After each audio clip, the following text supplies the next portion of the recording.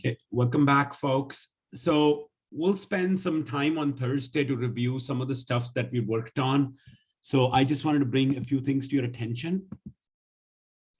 I mentioned that we have all the muddiest point surveys, so make sure that you fill those out on your Canvas page. So on the top of the Canvas page, there is anything after week 4, so including week 4, 5, 6, 7, and then the Twofluid model parameter.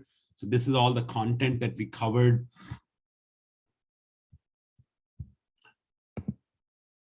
I'm sorry, this is the content that we covered since the midterm. So this is the content that we covered since the midterm number 1. So this is what you have to make sure that you review and work on and fill out the survey so that I know what needs to be covered. And then I posted a practice problem, what it might look like for your test, just as an example, what it might look like for your test for the shockwave and queuing theory. So if you, let me switch to student view here. This is too cumbersome.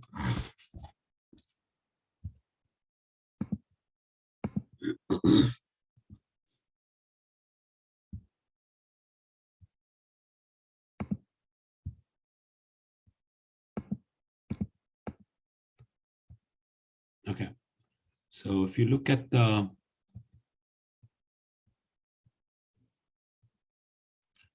so if you click on this, I posted a practice problem for queuing theory and shockwave. So if you look at that, it's very similar to what we discussed in the class, but slightly different numbers, and it's written in a different way. And it doesn't it doesn't have the homework problem, but you're still trying to find 3 things. You're still trying to find speed of all the shock waves that form, estimate the maximum queue length using shockwave method and input output method. So what we'll do is, it's a practice problem. It's not going to be graded, but please work on it. Make sure you can solve it, because there is going to be a similar problem in the test for you. And then the other thing is that, on Thursday, we'll go over this exact problem. So we'll make sure that we go over it. I'll talk about some variations that you might see in this problem and so on and so forth. So it'll be something that you should definitely know. And then it still kind of looks at that maximum queue length using shockwave method and the input output method. So please be sure to review this problem. That's on that shockwave and queuing theory section of the course. And then also provided a Twofluid homework problem, very, very simple, 1 problem homework. And this is something that you could submit, by Thursday. Also, very simple problem. So I'll make sure that you have a submission link for the Twofluid. You can see it's a very, not a very complicated problem. I give you the regression equation. Oh, I didn't specify the A value. Okay, I'll need to provide that value to you guys. Okay, give me 1 second.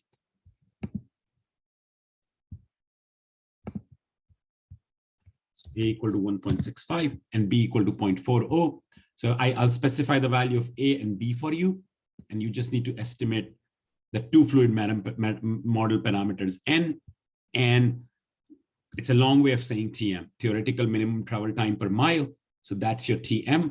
So that's what I'm asking you to estimate. So this is your quick homework problem that you could solve and submit. I'll put a link to submit the PDF file for this. Okay.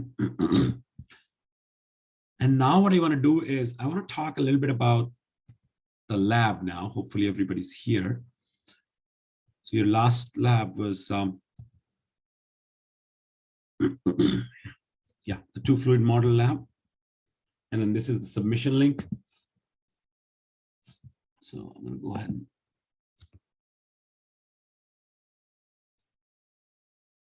and okay. So here is the next lab assignment that I have for you. So detailed vehicle movement data collected every 0.2 seconds, 0.2 of a second from a VISSIM model for downtown San Luis Obispo is provided in the Excel file linked below. Okay, so this is the Excel file link. So basically what this is if you look at VISSIM, it provides what we call the FZP file. it's basically detailed movement data. It's not the TRJ file that we use for, but still provide very detailed trajectory information. So VISSIM, you can specify the FGP file. FGP file is something that provides vehicle movement data, and you can have it every 10th of a second or every 2/10 of a second and whatnot. So I took that FGP file from an older network that I had developed, and I give you vehicle movement data every 2/10 of a second. And I'm going to share that file in a second with you.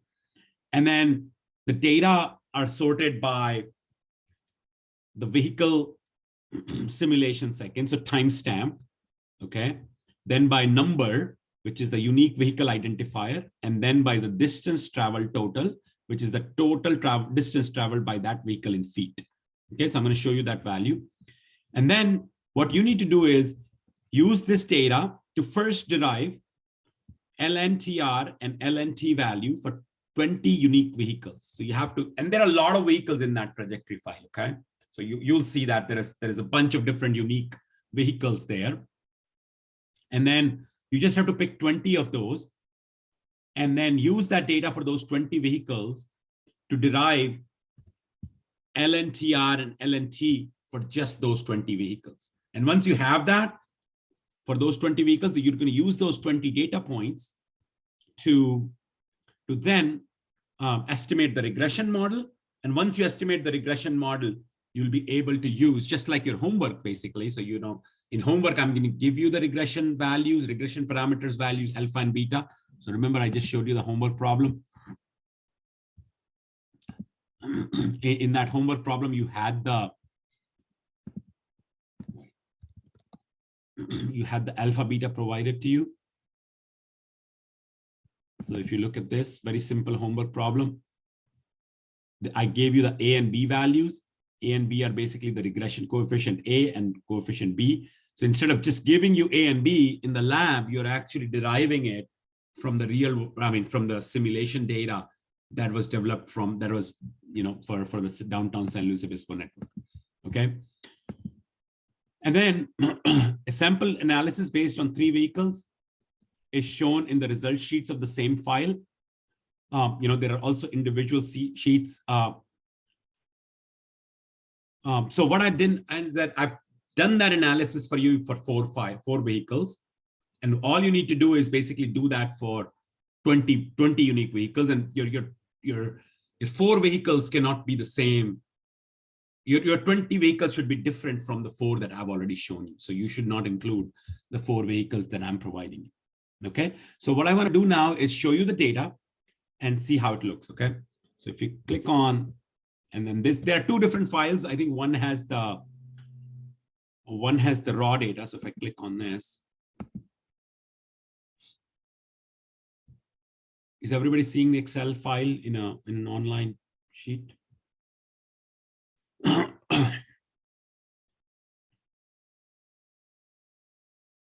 Looks like, is everybody seeing that?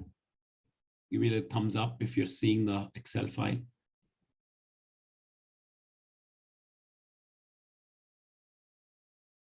Okay, I need a thumbs up. So you're not seeing the Excel file? We can see it.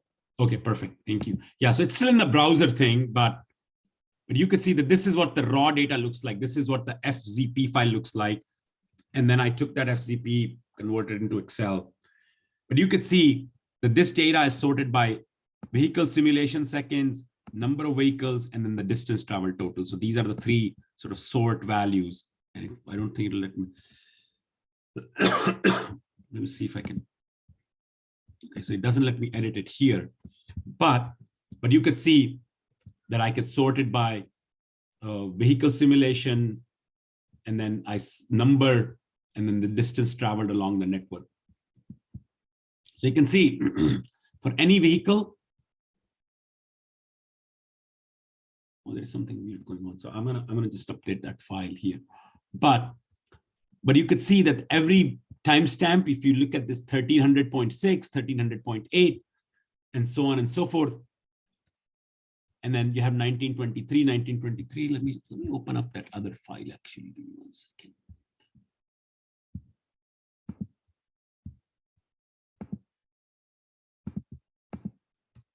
This is the file you should probably be working with, I think. Yeah. So if you look at the data sheet of this file, yeah, you can see that there is, and this is not sorted, but you should sort it. Like when you do your analysis, you should sort it. So this file is not really sorted by anything, but you could see, but I've suggested to you in which file you should sort. But you can see that it shows you that simulation second, like this is the time that simulation is running. So this is 1300.2, and then if you go further down, 1300.4 timestamp will come, and then 1300.6 will come, and so on and so forth. So this is time period. Number is the unique vehicle identifier. So this is each vehicle as it runs through the network. So 1850 is one vehicle, 1879 is another vehicle. But then you can see also that this 1850 will get repeated. So if I search for 1850, it gets repeated here with 1300.4 timestamp. And then I can do find next. 1300.6 is your timestamp, and then the vehicle repeats again. So basically what I'm showing you here is that every 2/10 of a second where each individual vehicle was. Now, and then you have the distance traveled total. So these are the sort of the three critical parameters, and then you have position and all that too, but I'm interested in the distance traveled total by that vehicle on the network. So at the beginning, 1850 had already traveled 3,611.85 feet along your network. But now this is the point you can think of this as like, if it's a chase car methodology, this is the point where you started chasing that vehicle, in VISSIM, but you're chasing it and you're recording its movement every 2/10 of a second. And what I did was like, I did the analysis for you for vehicle number 1850, 1879, 1923, and 1930. So if you look at 1850, what I did was like, I filtered out the data for vehicle number 1850. So how I did that, I basically said, okay, I'm going to filter out this data. And I don't know if this is not on a browser, it won't let me edit that. I don't think because this is not letting me edit it here. But what you do is in Excel, you filter out 1850, and then you copy paste all of that information here on this another sheet. 1850, like this is the vehicle number, then you'll have the time, and then the vehicle number, and then the distance traveled. And then based on that, you figure out how much distance did you travel over that 2/10 of a second. So you basically, this data point, it's very simple. It's derived as, I'll annotate this. This data set is derived, remember, as G3 minus G2. So you're basically just estimating how much distance did you travel over the previous 0.2 of a second. And then you can see that this is consecutive cells represents, you see, please note that what's happening here. So let me draw this out for you. Look at what happens to this formula here as I go down the list, okay? So I'm going down here. Do you see what's going on? Right? So I'm estimating how much distance did you travel, that vehicle traveled within 2/10 of a second. And then I do that for all the data points I have for vehicle number 1850. And it looks like I have 108 data points total for vehicle number 1850. And I figure out how much distance did it travel over this period. And then I figured out the stop time. And then how do I figure the stop time?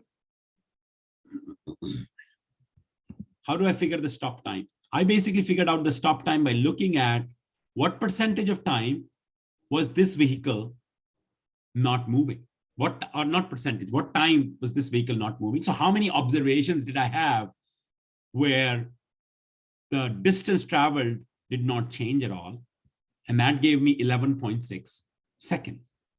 Okay, and I multiplied that by 0.2 because 0.2 of a second. So if I have, let's say, so basically my formula is count if this column had a value of 0 and multiply that by 0.2. Okay, that gives me the stop time. My travel time is simpler. Travel time, because I know travel time would be obtained by, is in the column number A. So I find the maximum value of column A minus the minimum value of column A. So that gives me what's my first time that I saw this vehicle and what's the last time when I saw this vehicle. So that gives me my 21.4. And if I subtract the travel time from the stop time, I can get the running time. Okay. I can get the distance traveled by doing the same thing, maximum of G, column G, minus the minimum of column G. So I get the total distance traveled. And then once I know the distance travel, I can convert all of those times. All of those times could be then converted into, all of those times can then be converted into LNT and LNTR. Okay, and that's what I did. Okay, I have a question in the chat that I'm going to look at right now.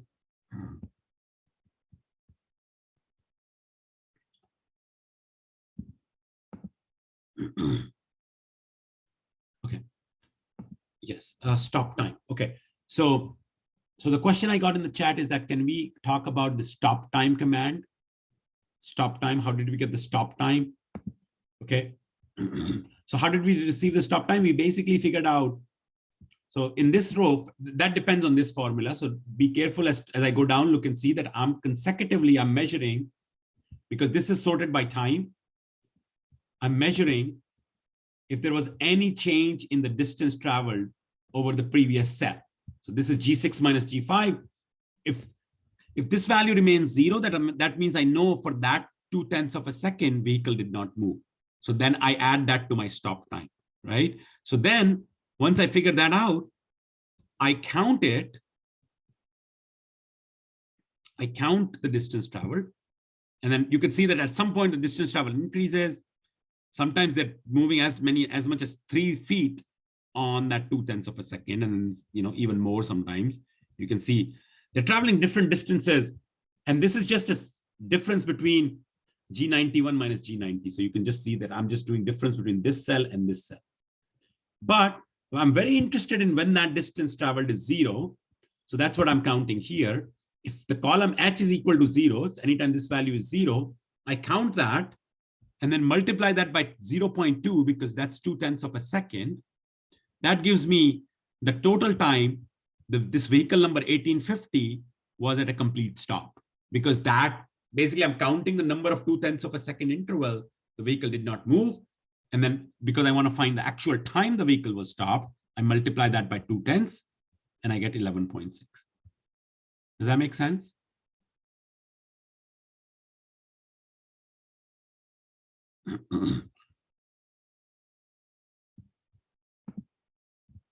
Okay. And then the total travel time is easy to get. Minimum max of A minus min of A. Running time is J2 minus I2. Running time is just basically travel time minus the stop time. So within this time period, what time were you moving? What time were you actually stopped? So if you know the stop time, you know the total time, you can get the running time. And then the distance traveled is just basically max G minus min G.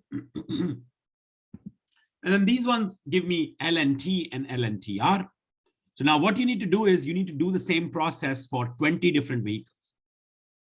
So you need to get 20 different vehicle trajectory data, at least 20. You can do more, you can get more accurate results with more than 20, but I just want you to do 20. And then once you have, and then this is pretty straightforward. It's the natural log of J2. J2 is the travel time. J2 over L2. So basically, I'm trying to get the travel time per mile, okay, per unit distance. But because I want to get it per mile, that's why I'm multiplying J2 with 50 to 80, which is my feet to mile conversion, because I know this distance is traveled in feet. Okay. So I get LNT. And then if I just do LNTR, it's the same exact thing, but now with K. Okay. Now, is everybody clear on how I get the LNT and LNTR value for this vehicle number 1850?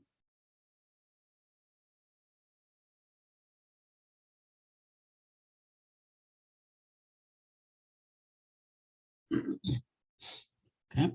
Now, I did the exact same thing for 1879. And you could see that this 1850 was actually not a great example of this, because I picked up this vehicle that was stopped. but that's okay. I mean, sometimes you'll pick up those types of vehicles, but you typically want to have vehicles that are initially moving when you start observing them, but that's okay. It's not a biggest of the big deal, but you can look at 18, it doesn't have to be that they're stopped at the beginning. You know, this one was stopped, but if you look at 1879 or 1923 or 1930, they were all moving at the beginning. So I have 3 different sheets here. So if I look at 1879, for example, I'm still doing the same thing. I'm just figuring out G3 minus G2. So I basically, what I did was I took 1879 vehicle, filtered out its values, and then sorted by time, vehicle, and then the distance traveled. And then you could see, I can figure out the distance traveled in the 0.2 of a second. Actually, if you look at this vehicle never stopped at all. Okay, throughout the time, you know, it did not stop at all. Its travel time was the same, its running time. And so LNTR and LNT were equal. Yeah, it is okay. That's fine. That's what we got. So we'll use that. Okay. Look at 1923, for example. 1923, probably this vehicle was in the process of braking, moving very slowly. Same exact deal. Take the vehicle number 1923. And these are unique IDs of vehicles. And then I figure out how much they're moving each consecutive time frame. Right? You can see that hopefully. Okay. And then I count how many times the vehicle movement was 0. And if it was 0, I use that as a stop time. Now here, sometimes, you know, folks will say, maybe a criteria for a stop is not like, you know, where you speed, you're not moving at all. You could specify that with a certain threshold, certain other threshold. So instead of like, you know, because maybe this 0.01 and 0.06 and 0.09 feet movement in 0.2 of a second is almost as good as stop. So you could use that. So instead of like 0, you could say less than 0.1 or something too. But I'm not going to worry about that. I'm just going to stick with the simpler definition of when your movement within last 0.2 of a second is 0 feet, then that's exactly when I'm going to say that you're stopped. Okay, so I got the stop time, I got the travel time, I got the running time, and then I got the distance traveled. So this guy traveled like 1466 feet on the network. And then, so this is kind of like one vehicle from the VISSIM network that I'm analyzing, and that's vehicle number 1923, okay? And then I got the LNT, I got the LNTR. Now what your job is to, like, once you've done this analysis for 20 vehicles, I show you this for 4 vehicles, but if you, so go to the result sheet, this is what you need to do. Arrange them LNT and LNTR. I don't even care what vehicle number, if you note it or not, that's fine. But you LNT and LNTR, you take this and then estimate a regression model just like this. Okay.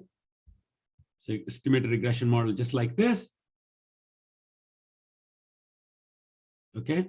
Your x-axis will be basically, I can put that in there. It's LNT, I believe. Yeah. So remember in the lecture, what we were discussing today, LNTR is your y variable. So this variable is LNTR. Oh, it won't let me edit that, but it's LNTR on the y-axis. So I can probably show you that. LNTR, again, won't let me edit that, but maybe I can annotate it here. LNTR is my y-axis. LNT is my x-axis. Right? So LNT is my x-axis, LNTR is my y-axis. And then that just is a best fit line. When I did the best fit line, I got these two numbers, 0.1137x plus 4.6152. So I know n over n plus 1 has to be 0.1137. So I solve for n. I get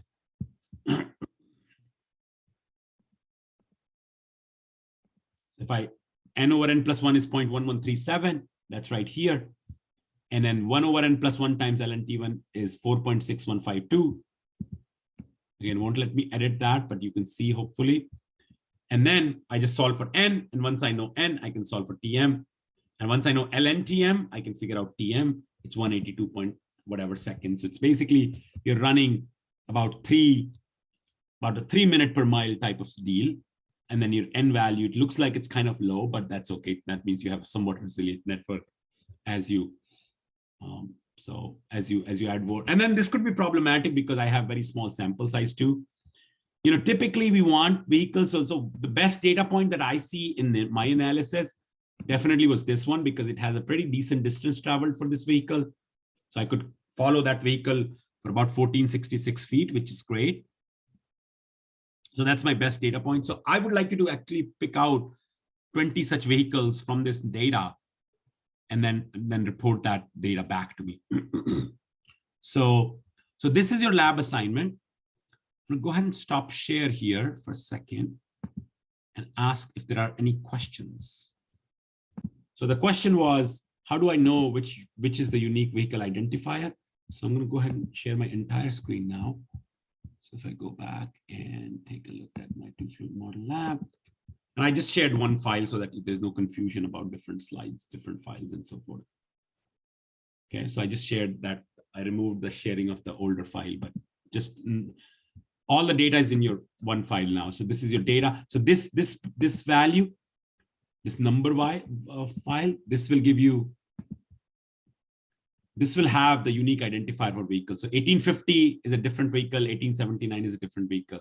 This is a timestamp from the simulation, at what point this data was collected, and then how much distance that vehicle had already traveled on that network. Okay, now, that makes sense. Okay, perfect. And now if you have some Excel skills, you could probably do this very quickly, but this is exactly what you have to do. Like you have to take this for 20 vehicles. You have to take this data for 20 vehicles. I only showed you 4 of them, but the sample is there. And once you do this, you can basically just replicate this chart, in your Excel file and report what this is, and then report the values of N and TM. And then that's basically what your assignment is. Okay. Good data points typically are that have longer distances traveled. So for example, this guy had 1482, 1466. Those are better ones. This is okay too, but and again, if you have some that are very small distance traveled, that's okay. That's fine. And I'm hoping that everybody will have sort of different values coming out, because you'll be picking out different 20 data points. And again, if we sample more vehicles, our results probably should converge. Like, let's say if I ask you not to do 20 data points, but I asked you to do like 200, right? If I asked you to do 200 data points, first of all, you'll be very mad at me, but be that as it may, but beyond that, I think our results will start converging with each other. As it is with 20 vehicles, I'm expecting all of us to get slightly different numbers, and maybe even significantly different numbers, because we're analyzing a smaller sample size. But I think once you get the process right, then you know how to do this work. And then it doesn't matter, but if you have some Excel skills, you can potentially, I know there are ways to doing extracting creating like a different spreadsheet very quickly for each vehicle, each unique vehicle. Okay, I think that's doable using some kind of a macro. You could do that. Again, I don't have those, I don't possess those skills. I can do that in R very easily, and that's how I run my analysis. But at this point, I don't have the time in the quarter to basically talk about coding in R with you all. But if you have some Excel skills, feel free to use them. But I've kept the sample size low enough so that the assignment itself is accessible to everybody. Even if you don't have super Excel skills, you can still manually do the 20, you create these 20 spreadsheets for 20 different unique vehicles, and just go by and create this result sheet with, so you'll basically have 20 rows of data here, about 20 rows of data. And then once you have the 20 rows of data, you can fit this regression model, and then based on that, derive the value for N and TM. And it's okay if your value diverges from some of your classroom colleagues. Just make sure that you've done it right, but the divergence itself won't tell you that you've done it incorrectly or correctly, because we are all choosing 20 different sample sizes I'm hoping everybody's choosing different sample sizes. And then because our sample size is small, it's possible, not just possible, but plausible that we'll get, almost likely that we'll get slightly different results. So our N and TM values will diverge from each other, which is fine for now. Okay, any questions about this?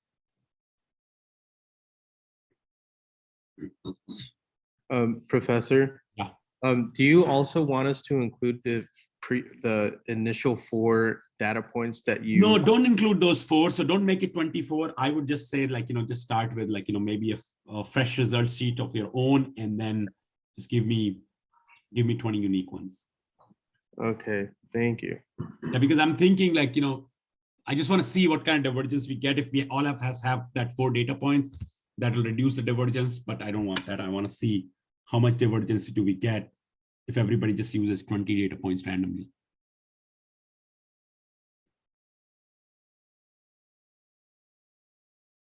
Any other questions? Oh, sorry. So do you want us to just pick 20 random ones, or do you want us to look for, like, the longest travel distance that we can find? Longer travel distances would be good, but I don't want you to go ahead and pick them out right away right up front. Like, one thing that, let's say if you pick 20 randomly and they're all short distances, then I get a little bit worried. But other than that, now if you pick randomly, I'm thinking, so one way to do that could be, like, you figure out, one way you could do that is, like, you figure out the minimum value of column B and maximum value of column B, and just kind of sort of pick out random numbers between those and see if those 20 numbers using a random number generator, and then just use those 20 numbers if they exist in that sheet and just filter those out. So that could be one way of doing that. And then I do want you to still create 20 different sheets on that Excel file, one for each vehicle named like this. Okay. And note that right now the raw data is not sorted. I just make sure that, you sort it by time, and then the number, and then the distance traveled. Maybe it is already sorted, but yeah. Won't let me sort right now because obviously, yeah. Okay, any other questions? Okay, I've given you a lot of time to wrap up this lab report, but hopefully it won't take that long, and you can wrap it up quickly if you're already all caught up on your assignments. So I've given you till next Thursday, end of the lab, or end of the day actually, to wrap this up. But if you need more, I mean, hopefully you won't need that long. But if you have any questions, please let me